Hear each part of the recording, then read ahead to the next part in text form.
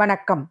இன்றைய தலவரலாறாக நம்ம பார்க்க இருக்கிறது காஞ்சி காமாட்சி போல மாங்காட்டில் இருக்கக்கூடிய ஆதி காமாட்சியை தான் நம்ம காண போறோம்.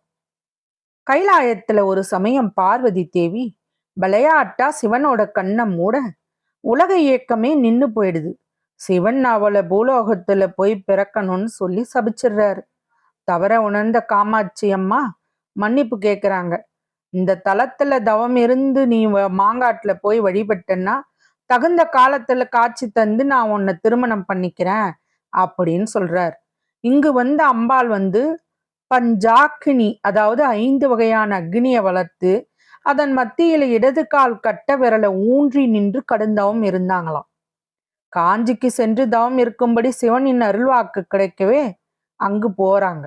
இருப்பினும் அம்பிகை முதலா தவம் செஞ்ச இடம் என்பதனால தான் மாங்காடு ஆதி காமாட்சி தலம் அப்படின்னு சொல்லப்படுது. அம்பாள் அந்தஸ்துல ஸ்ரீசக்கரம் பொதுவா மூலஸ்தானத்துல அம்பிகைத்தான் பிரதான தெய்வமாக வணங்கப்படுவா. ஆனா இந்த கோயில்ல அத்தமேரு ஸ்ரீசக்கரமே அம்பாளாக கருதி வணங்கப்படுது. ஸ்ரீசக்கரத்துக்கு பின்புறம்தான் அம்பாளோட உற்சவர் சிலை இருக்கிறது. இவளுக்கே இங்க அபிஷேக அலங்காரங்கள்லாம் செய்யப்படும். இங்கு தவம் புரிஞ்ச அம்பாள் சிவனின் உத்தரவுக்கு பின்புதான் காஞ்சிபுரம் செல்றார். அப்போ தவம் செய்த பஞ்சாக்கினியை அணைக்காம சென்றதால மாங்காடும் சுற்று பிரதேசங்களும் தீயின் வெம்மையால வறண்டு போச்சான். இந்த நிலையில தேசாந்திரம் செல்லும் போது ஆதிசங்கரர் மாங்காட்டோட நிலைமையை அறிந்து அஷ்டகந்தம் எனப்படும் 8 மூலிகைகளான ஸ்ரீ அர்த்தமேரு ஸ்ரீசக்கரத்தை அம்மை தவம் புரிஞ்ச இடத்துல பிரதிஷ்டை செய்யறாராம். இதனால தான் தீயின் கொடுமை மறைஞ்சி மக்கள் சுபிச்சை பெற்றார்கள், அதாவது பலமாக ஆனார்கள் அப்படின்றது வரலாறு கூறுது. இந்த அதிசயத்தோட அடிப்படையில இங்க பாத்தீங்கன்னா அம்மன் ஈசனை நோக்கி ஒற்றை காலில் அக்னி தவம் இருந்த இடம். இங்குதான் ஸ்ரீசக்கரம் தான் இங்க பிரதானம். பஞ்சலோக காமாட்சி தான் இங்க இருக்கிறாங்க. இதுதான் இந்த கோவிலோட மிக முக்கியமான சிறப்பு. அதுக்கப்புறம் பார்த்தீங்கன்னா இந்த சக்கரத்துக்கு விஜயதசமி அன்று தான் அஷ்டகந்த மூலிகை சாத்தப்படுது. அன்னைக்கு ஒரு நாள் மட்டும்தாங்க இதனை தங்க கவசத்துல தரிசிக்கலாம். மற்ற நாட்கள் எல்லாம் வெள்ளி கவசம்தான் சாத்தப்பட்டிருக்கும். இந்த திருக்கோயில்ல ஸ்ரீசக்கரத்துக்கு தான் முக்கிய பிரதானம். மூலிகைகளால் ஆனதால அபிஷேகமே கிடையாது. குங்கும அர்ச்சனைங்கிறது இங்க ரொம்ப விசேஷம். இந்த அர்த்தமேரு ராஜ யந்திரம் இதற்கு கூர்ம உருவத்தை அடித்தளமாக்கி அதன் மேல 3 படிக்கட்டுகள் கட்டி அதற்கு மேல 16 இதழ் தாமரை, அதற்கும் மேல 8 இதழ் தாமரை அமைச்சு அதன் மேல ஸ்ரீசக்கர யந்திரம் வரையப்பட்டிருக்கிறது. இதுக்கு அர்த்தமேரு மிக பெரியது. இந்த மாதிரி வேற எங்கேயுமே இல்லையா. இதுக்கு 18 முழு புடவையே அணிவிக்கிறாங்க.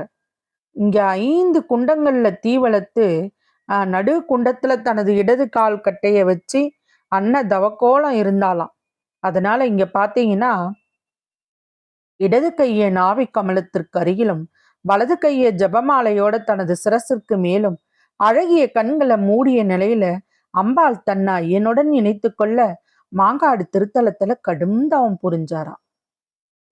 இந்த அற்புத காட்சிய உற்சவ சிற்பமாக இங்க இருக்குதுங்க. மூலஸ்தானத்துல அம்பாலா பாவித்து வணங்கப்படும் ஸ்ரீசக்கரம், அதற்கு பின்ன பஞ்சலோகத்தால ஆன ஆதி காமாட்சி, அதுக்கு முன்னாடியே முன் மண்டபத்துல பஞ்சாக்னியில தவம் செய்யும் காமாட்சி அப்படின்னு இங்க 3 அம்பாலை தரிசிக்கலாம். இது மட்டும் இல்லைங்க, ஆதி காமாட்சி அருகில சிறிய காமாட்சி விளக்கம் எரிஞ்சுக்கிட்டு இருக்கு. இந்த விளக்கையும் அம்பிகையாத்தான் கருதி ஜனங்கள் வழிபடுறாங்க. இப்படி பாத்தீங்கன்னா இந்த கோவில்ல 4 அம்பிகைகளை முன் மண்டபத்துல இருந்து ஒரே சமயத்துல தரிசிக்கலாம். மூலஸ்தானத்துல இருக்கிற அம்பாள் வலக்கையில கிளி வச்சு தலையில பிரச்சந்தனை சூடி இருக்கிறது இங்க சிறப்பம்சம். குழந்தைங்க அடம்பிடிச்சு எதையாவது வாங்கிட்டா கூட அவர்கள் தேர்வுல முதல் மதிப்பெண் பெற்றாலும் சரி, ஒத்த காலில் நின்று சாதிச்சுட்டான்னு சொல்றது வழக்கம். இதுக்கு காரணமே இந்த காமாட்சியை மையப்படுத்தி தான் வந்தது. அதுதான் விஷயம். இங்க பாத்தீங்கன்னா பக்தனுக்கு தாங்க முதலிடம். அதனால தான் பக்தனுக்கே அருள்னார் சிவன். இங்க பாத்தீங்கன்னா சிவன் அம்பாளுக்கு அருள் புரிய இங்க வந்தபோது திருமாலும் தன் தங்கைக்கு திருமண சீர் கொண்டு வந்தாராம். ஆனா சிவனோட கட்டளைப்படி அம்பாள் காஞ்சிபுரம் செல்லவே திருமாலும் கிளம்பினாராம். அப்போது மார்க்கண்டேயர் இங்கே தங்கும்படி அவர்கிட்ட வேண்டுகிறார். எனவே திருமால் வைகுண்ட பெருமாளாக இங்கு எழுந்தருளியிருக்கிறார். பிரயோக சக்கரத்தோட இருக்கும் இவர் சீர்கொண்டு வந்ததன் அடையாளமா கையில கணையாழிய வச்சிருக்கிறார். இவரை சீர் பெருமாள்னே அழைக்கிறாங்க. பௌர்ணமி அன்னைக்கு மாலையில இங்கு நவகலச ஹோமம் நடக்குது. 9 கலசங்கள்ல 9 சக்திகளை ஆவாகனம் செஞ்சு ஓமம் ஸ்ரீ சக்கரத்துக்கு புஷ்பாஞ்சலியும் செய்கிறாங்க. புரட்டாசி பௌர்ணமியில இங்க நடக்கும் நிறைமணி தரிசனத்துல இனிப்பு வகை பழங்கள், காய்கறிகள், தானியம் இவற்றால அர்த்த மண்டபம், தபஸ் மண்டபம் மற்றும் முன் மண்டபத்தை அலங்காரம் செய்யறாங்க. இந்த தரிசனத்தை பார்த்தா செல்வமே பெருகும் அப்படிங்கிறது நம்மளோட நம்பிக்கைங்க. தினமும் மாலையில இந்த கோயில்ல தங்கத்தேர்ல அம்பிகை, சரஸ்வதி, லட்சுமி மூவரும் உலா வருவாங்க. சப்தமாதர்களில் ஒருத்தியான பிராமி தேரோட்டியா முன்புறம் இருக்கிறாள். தேரை சுற்றிலும் நவக்கன்னியரும் இருக்கிறாங்க. மகாமண்டபத்திற்கு மத்தியில அணையாத குத்து விளக்கு இருக்கு. இதற்கு இடதுபுறம் தபஸ் பண்ற காமாட்சி சன்னதியும் இருக்கிறதுங்க. இங்க பாத்தீங்கன்னா இந்த தலத்துல 6 வார வழிபாட்டு முறை நடைமுறையில இருக்குது.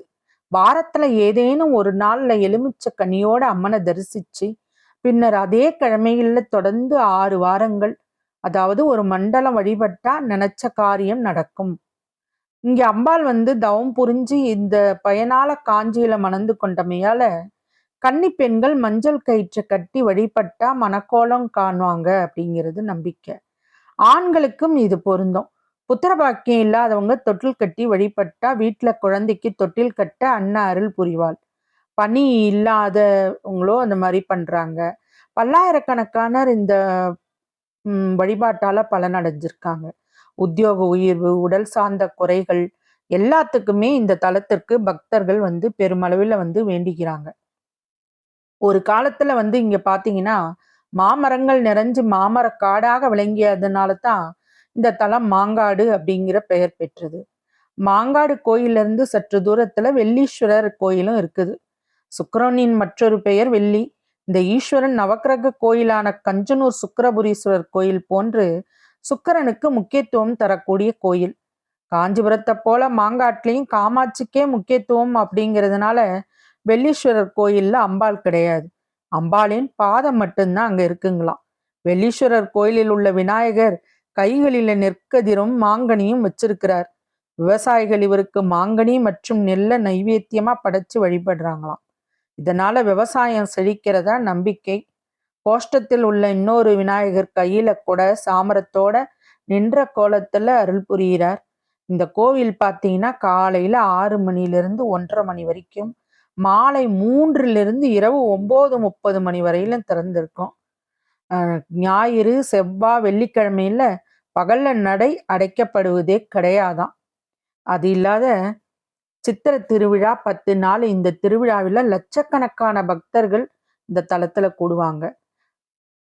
தமிழ், ஆங்கில புத்தாண்டு தினங்கள், தீபாவளி, பொங்கல், நவராத்திரி, மாசி மகம், மகா சிவராத்திரி, ஆணி திருமஞ்சனம் ஆகிய நாட்கள்ல இந்த கோயில் விசேஷ நாட்கள்னு குறிப்பிடத்தக்கது.